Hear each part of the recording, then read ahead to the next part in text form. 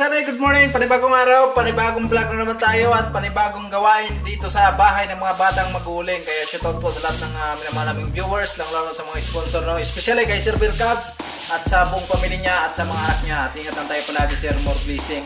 At ngayon nandito tayo, no? At tuloy kami sa paggawa namin mga kasanay. At ito na po yung nakabit natin na pinto po sa kwarto nila. Ayan, nakabit na po namin ito kahapon. Hindi ko lang na-vlog kahapon kasi sobrang napakalakas ng ulan. Ayan po, no? So, siya. At wala lang handle at bilhan siguro natin to. No, bilhan po natin to para may hawakan sila pag bukas nila or pag sarado. Ayan. Pwede natin isara. So, araw ng Sabado, nandito yung mga batang maguling, si Bunso. Good morning, Sir Bill Cubs. Kumusta yung klase mo? Okay lang. Okay lang, ayan. So naglinis sila dito mga kasanay at pinagsabihan ko sila na huwag lang muna maglaro muna kasi meron kaming linisin dito. Ayan si Jorlo kasama natin. At nandito si Rosalinda. Yoy! Wow, ganyan, malinis, di ba? Ang ganda tingnan ng kwarto mga kasanay pag malinis. Sino yan? Ha? Sino yan? Ikaw nag-drawing yan? Ha? Ikaw? Lupit ah. Saan kumusta yung pag-aaral? So naglinis siya dito mga kasanay, naglinis si Rosalinda. Bunsoy mga kasanay ay, ayan, may pinili lang. At kanina pala nagtibag na si Bunsoy dito. Kaninang umaga pa lang nagtibag na siya dito. Ayan po. Ayan, ito na po yung ginawa niya kanina, no? So si Nanay Bunso, saan? Ha? Nasa likod? Dito pala si Nanay sa likod. Da? Wala. Wala man diri. Okay. Ewan ko saan no. Okay na. At ito po ay pipinturahan po namin yan. Nagbili na po ako ng pintura. Nandito na po. Ayan. Ganito din yung kulay niya. Kung ano yung kulay sa dati, ganun din yung binili natin. Tapos ako na lang po yung maghalo nito. Kasi wala daw silang ang naka-mix na. No, naka-mix na. So ako na lang ang maghalo nito. Ayan. So bibili din tayo ng chocolate brown, no. At nagbili na din ako ng hugasan nila para dito kasi ito lang po yung ginagamit nila, no. So alisin po natin to. Tapos ito po yung ilagay natin dito. Sakto po daw yung mga kasanay at ayan. Diba? Okay. Ano masabi mo, engineer? Bunso, anong sa maingunay mo na nakaiportahan na okay na yung portahan si mong balay? Maraming salamat, Sir Bill Cubs, sa pagtulong mo sa amin sa pagpayos mo sa pintuan. Hindi na po kami matulog. Yay!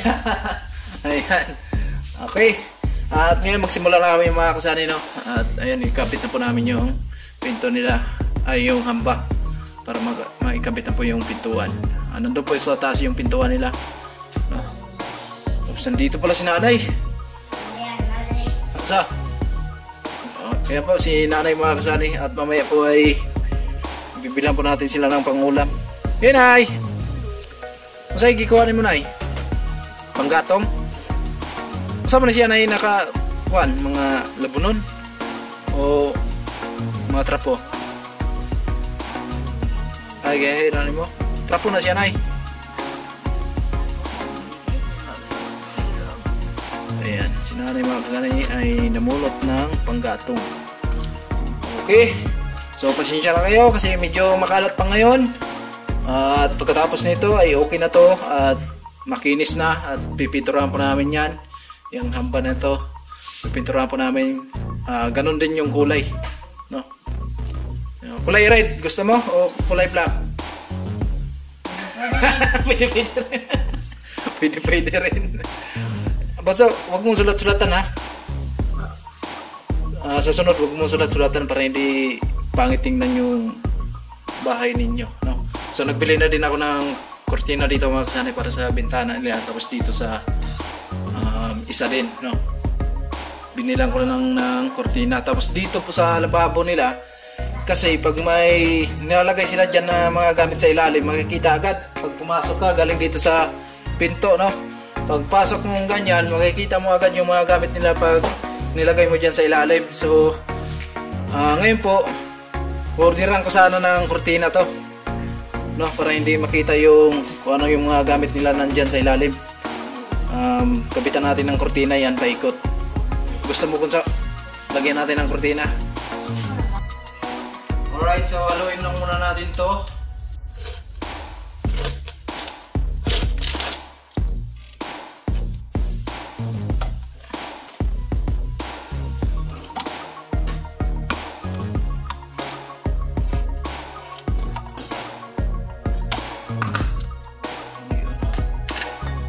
Tapos ito.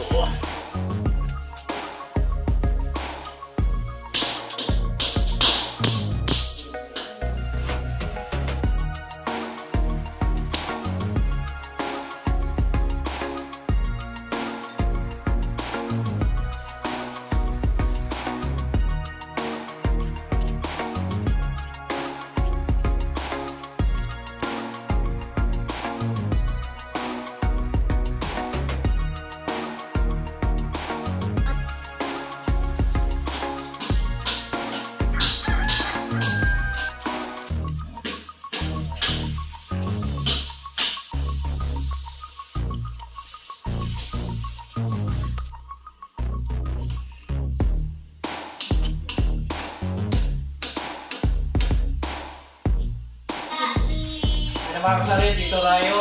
Tulitin natin itong pintura na to, no? Kasi meron pa naman tayong costing budget dito. Isituin talaga natin yung ladder na pinapakita po ni Sir Beer Caps natin. Kaya maraming salamat talaga kay Sir Beer Caps. At ngayon po ay pipinturahan po natin ito para gumanda naman kahit papano, no? Kasi pangit na. Ayan po, daming mga itim-itim. Ayan. So, kulayin na lang natin. Kulay green. Ayan. Ay, siguro to, ang tawag nito, light gray. Ayan.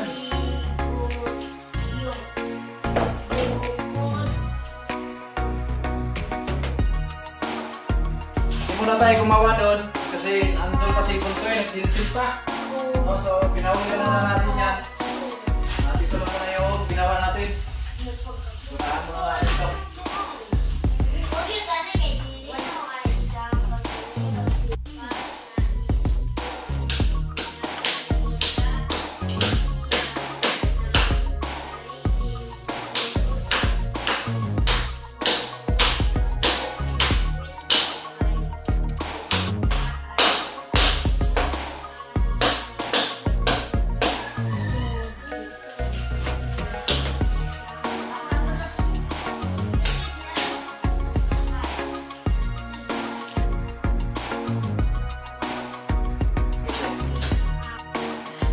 Okay, tapos na. Yun na sa taas at dito na naman tayo, no? Hanggang dito na tayo mga kasari. Kasi dito pa sa Bunsoy. Dito lang tayo.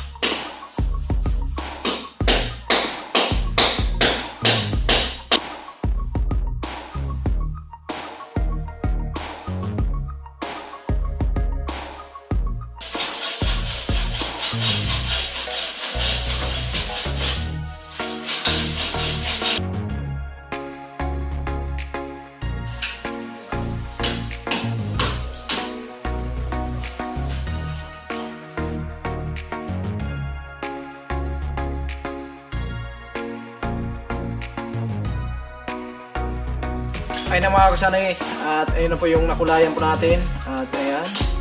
Yun, so abot pa tayo dyan sa taas na yan. At dito tuloy pa rin si Bunsoy sa pagsilsil. At yung lababo po natin ay meron na ding kulay. At dito, ayan. Inulit ko yung kulay dito mga kasanay kasi ang pangit ng kulay. Ayan po. Parang nangingitim, no? So, ayan. Ulitin lang natin yan. Patungan lang natin. Patungan na ang kulay ng ganito. Ayan. Diba? Maganda siya. Maganda tingnan. Diba? Yun. Good. At nandito yung dalawa. Yan. Lupit ng gawa ng dalawa na to. At wala silang klase kasi Sabado po ngayon. Tanon. Yan. Mga gulay daw yung tatanim na wag sana yan. Tama-tama yun. Maglinis kayo kasi para maganda yung paligid nyo. Ay mga kasani na yung bahay nila. So meron na silang tanim dito yung saging. Tapos yung malunggay nila po ay wala na. Naubos na. Ayan. Diba? Sinabayan ko po sila na maglinis sila pag wala silang klase. Or pag may klase din, pag umagang-umaga, yan. Pwedeng magwalis, no? Okay, ano naman. Okay. Ayan, pasok tayo. Ganda pala mga kasama pag pagguha ng pintura, no? Ayan si Bunsoy, tuloy pa rin siya sa pagsinsin. Okay, so ipatuloy ko lang muna mga kasanay yung pagpintura natin. Ito tayo dun sa dulo na yan. Ayan po, pangit na ang kulay, no? At dito okay na siya. Iabot pa natin yan sa taas, sagat pa natin yan.